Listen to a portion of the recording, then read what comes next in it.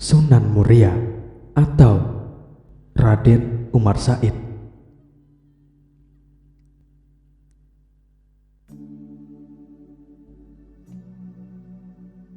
Menurut versi pertama ini, Sunan Muria lahir dengan nama Raden Umar Said. Ia memiliki dua orang adik perempuan, yaitu Dewi Rukayah dan Dewi Sofiah. Sewaktu dewasa, Raden Umar Said menikah dengan Dewi Sujinah, adik kandung Ja'far Shodiq atau Sunan Kudus, putra Raden Usman Haji atau Sunan Ngudung.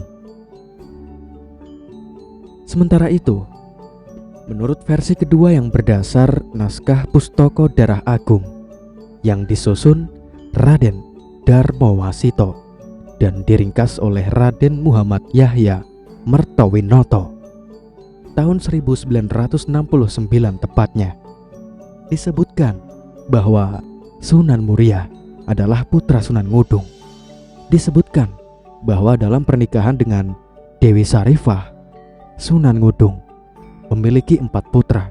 Yang pertama Raden Umar Said, kedua Sunan Giri III, ketiga Raden Amir Haji Sunan Kudus, dan keempat Sunan Giri II.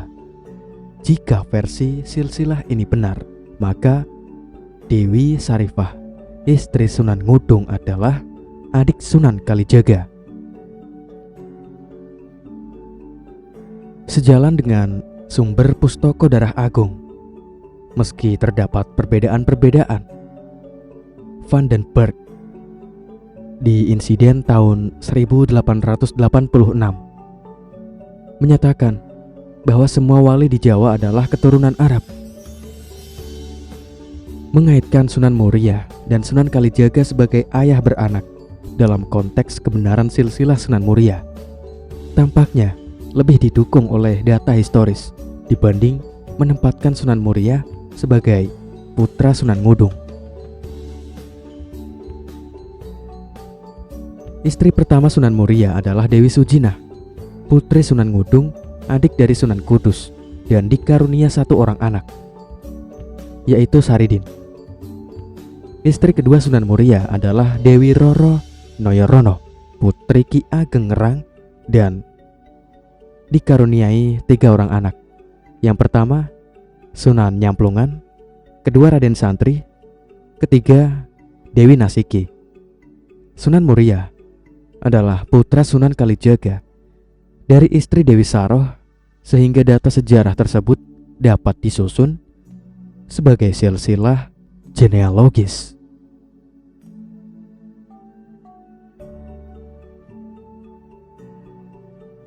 Makam Sunan Muria terletak di lereng Gunung Muria, Kecamatan Colo, 18 km utara kota Kudus.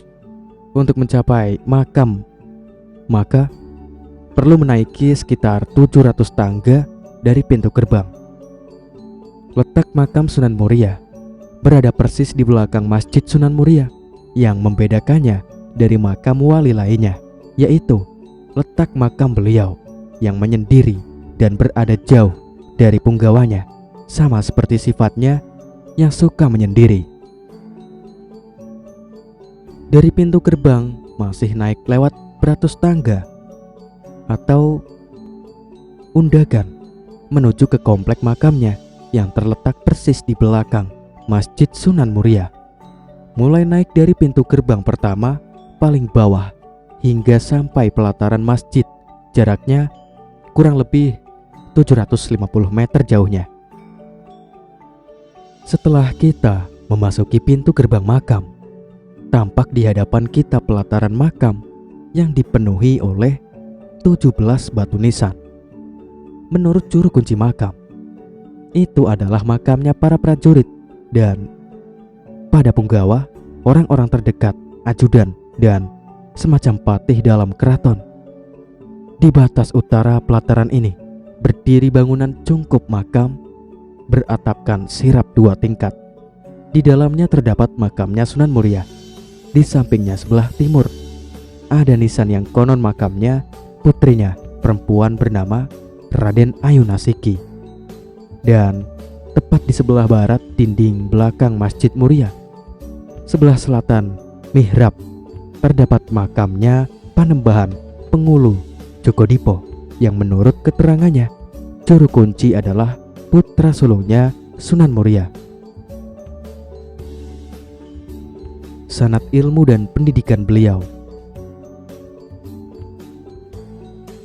Dalam konteks keilmuan, dapat ditafsirkan bahwa Sunan Muria mempelajari ilmu pengetahuan agama maupun cara-cara dakwah dari ayahandanya sendiri, yaitu Sunan Kalijaga.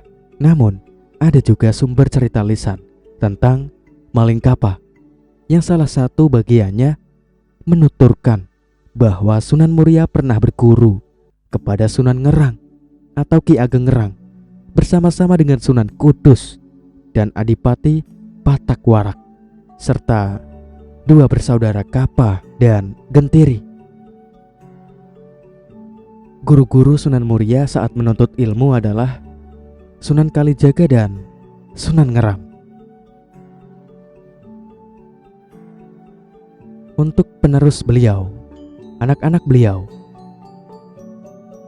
Yang pertama, Saridin. Kedua, Sunan Nyamplungan. Ketiga, Raden Santri. Keempat, Dewi Nasiki. Untuk metode dakwah beliau mempunyai peran besar dalam menyebarkan agama Islam di tanah Jawa. Penyebaran Islam yang dilakukan oleh Sunan Muria tidak jauh berbeda dengan Sunan Kalijaga, yaitu mempertahankan kesenian gamelan dan wayang sebagai alat dakwah. Beliau berdakwah pada rakyat jelata di daerah Colo, tempat beliau berdakwah. Namun, tempat tinggal beliau terletak di puncak Gunung Muria. Beliau merasa nyaman di sana karena beliau bergaul bersama rakyat jelata, seraya mengajarkan bercocok tanam, berdagang dan melaut. Sebagaimana Sunan Kalijaga, Sunan Muria menjalankan dakwah Islam melalui pendekatan budaya dalam seni pewayangan. Misal, Sunan Muria diketahui suka menggelar sejumlah lakon carangan pertunjukan wayang gubahan Sunan Kalijaga seperti Dewa Ruci, Dewa Serani, Jamus Kalimasada, Begawan Ciptani, Semar Ambarang Jantur, dan sebagainya. Melalui media pertunjukan wayang, Sunan Muria memberikan penerangan-penerangan kepada masyarakat tentang berbagai hal dalam kaitan dengan tauhid. Dengan pendekatan lewat pertunjukan wayang, tembang-tembang tradisi-tradisi lama dan praktik-praktik keagamaan lama yang sudah diislamkan, Sunan Muria lebih senang mengembangkan dakwah Islam dengan masyarakat kalangan bawah dibandingkan dengan kaum bangsawan. Daerah dakwahnya cukup luas, yaitu daerah Jepara, Tayu, di lereng Gunung Muria, pelosok Pati, Kudus, Juwana, hingga ke daerah pesisir utara. Demikianlah kisah-kisah legenda tentang Sunan Muria berkembang turun-temurun di daerah-daerah tersebut. Sunan Muria dikenal sebagai pribadi yang mampu memecahkan masalah. Betapapun rumitnya masalah tersebut, solusi pemecahan masalahnya pun dapat diterima oleh semua pihak yang berseteru.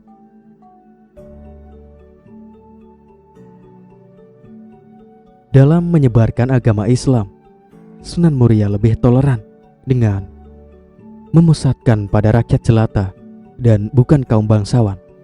Beliau lebih senang mengasingkan diri bersama rakyat jelata dibandingkan tinggal di pusat kerajaan Demak. Metode dakwah beliau sering disebut dengan topongeli, yang berarti menghanyutkan diri di dalam masyarakat. Dengan begitu, maka Sunan Muria lebih mudah dalam mengajak masyarakat untuk masuk agama Islam.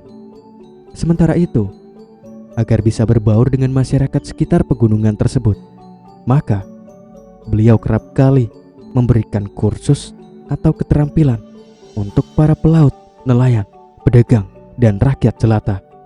Dengan demikian, beliau bisa mengumpulkan mereka yang notabene-nya adalah pekerja yang sangat sulit untuk meluangkan waktu belajar agama. Jadi, jangan adanya kursus, maka Sunan Muria dapat dengan mudah menyampaikan ajaran Islam kepada mereka.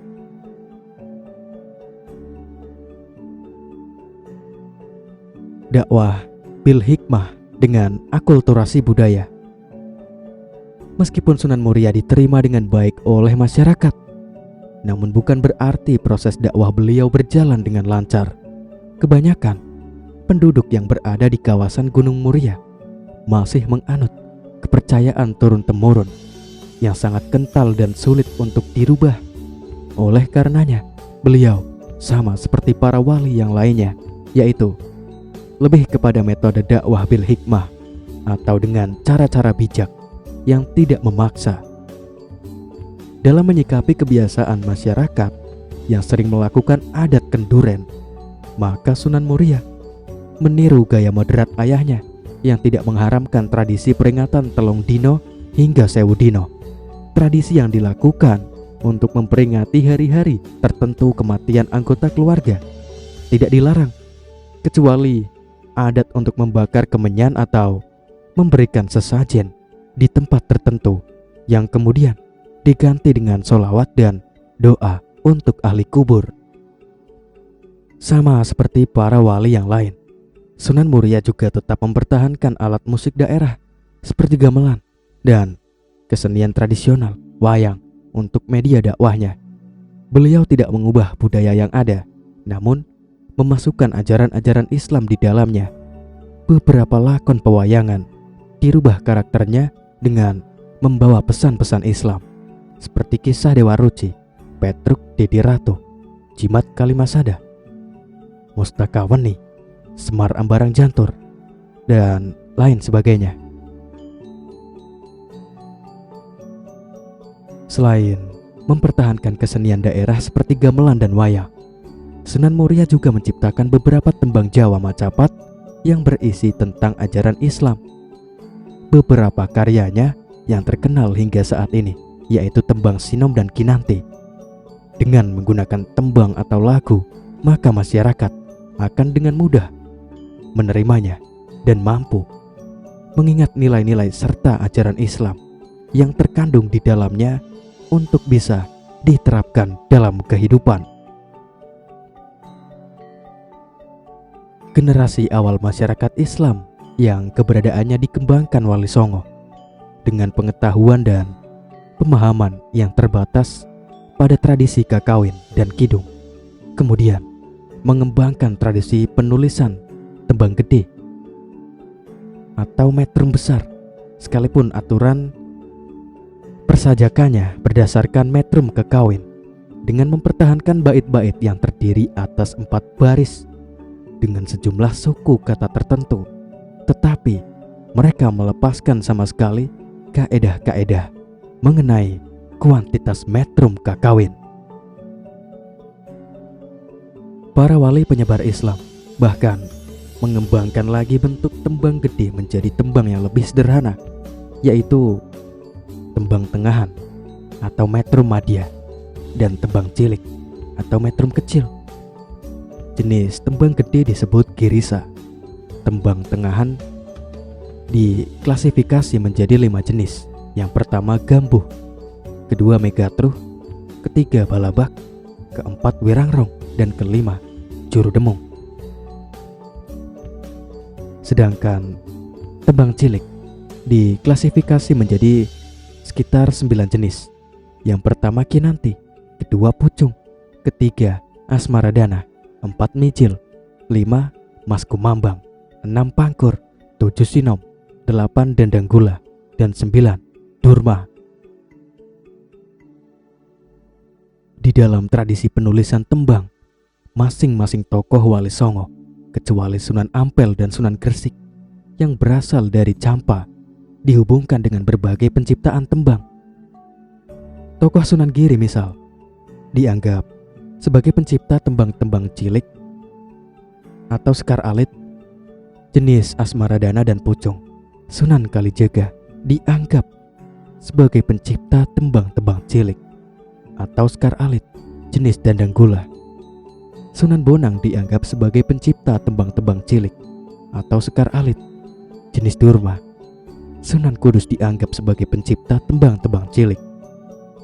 Jenis mas kumambang dan mijil, Sunan Derajat dianggap sebagai pencipta tembang-tembang cilik.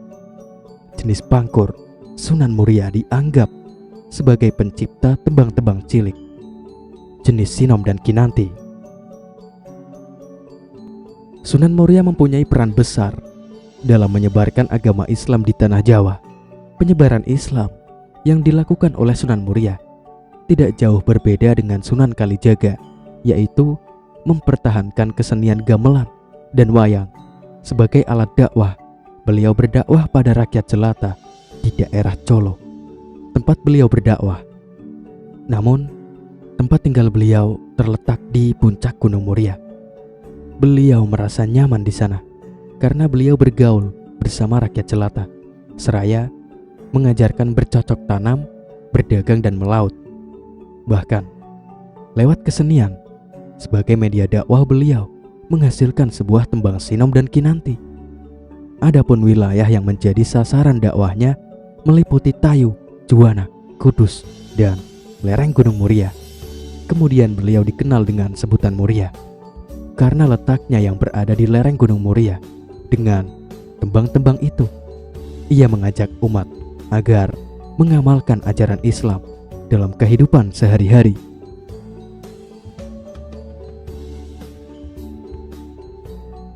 Goyang Cekatak merupakan tradisi meminta hujan. Tradisi ini dikenal dengan mencuci pelana kuda milik Sunan Muria.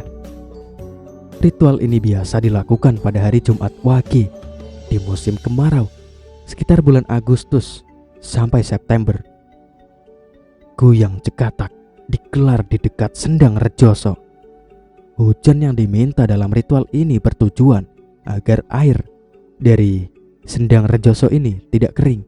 Hingga saat ini, Sendang Rejoso selalu mengalirkan air dan tidak pernah kering meski pada musim kemarau panjang. Untuk karomah beliau, Sunan Muria memiliki air yang disimpan di dalam gentong tempat air besar. Air yang sudah didoakan oleh beliau memiliki khasiat yang luar biasa. Atas izin Allah, air ini bisa menjadi obat jika diminum.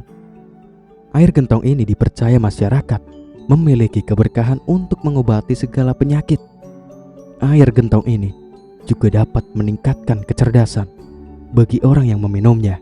Karena itu, hingga saat ini, air gentong tersebut masih digunakan ketika peziarah datang. Pemirsa budiman, itulah tadi untuk cerita sejarah kali ini. Jangan lupa, sampaikan masukan kalian, kritik kalian, saran kalian di kolom komentar. Wassalamualaikum warahmatullahi wabarakatuh.